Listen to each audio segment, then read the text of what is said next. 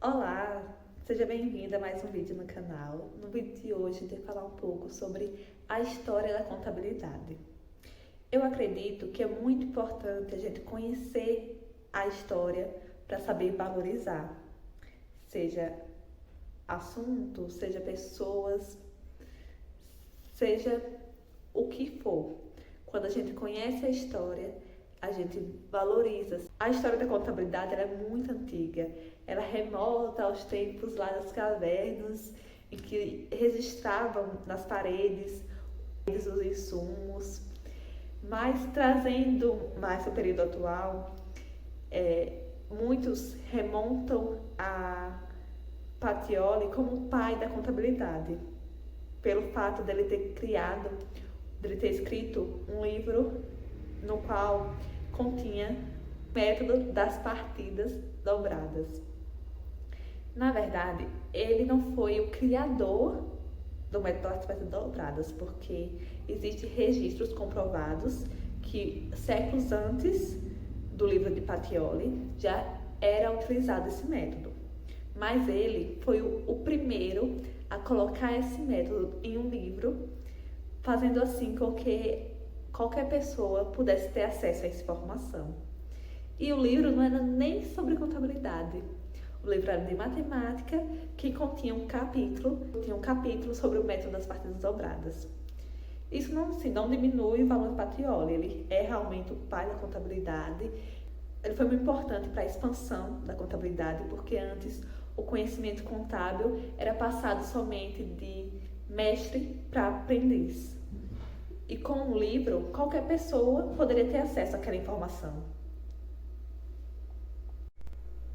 Para não ficar maçante, eu vou citar características importantes de cada século sobre a história da contabilidade para que a gente consiga acompanhar até a nossa realidade atual.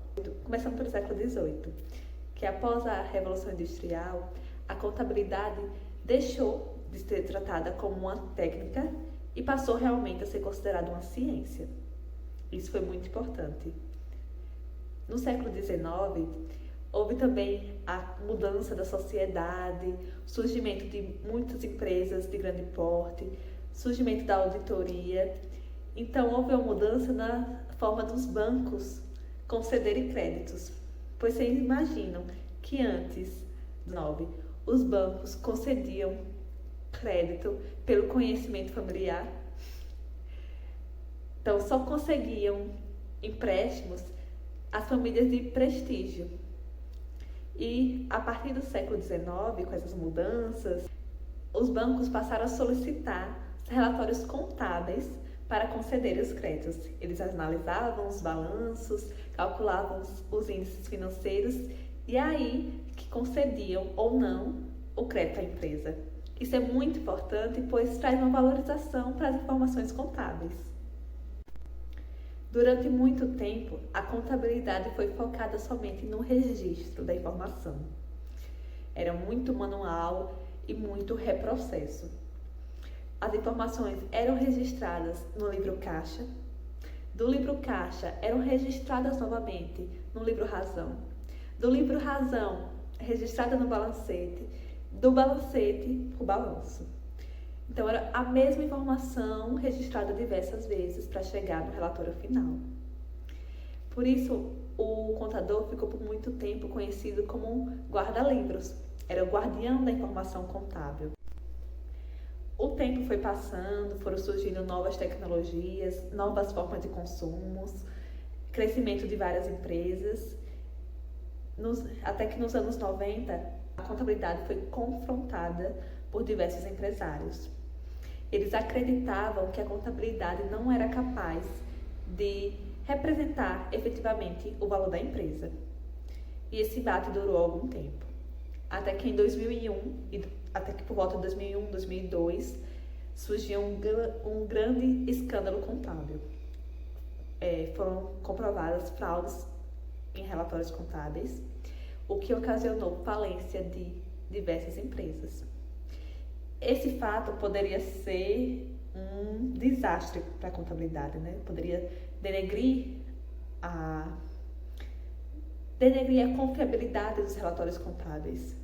mas pelo contrário, esse fato deu mais credibilidade à contabilidade, à boa contabilidade, porque a partir daí virou a importância da contabilidade, viu que uma fraude contábil é capaz de colocar grandes empresas.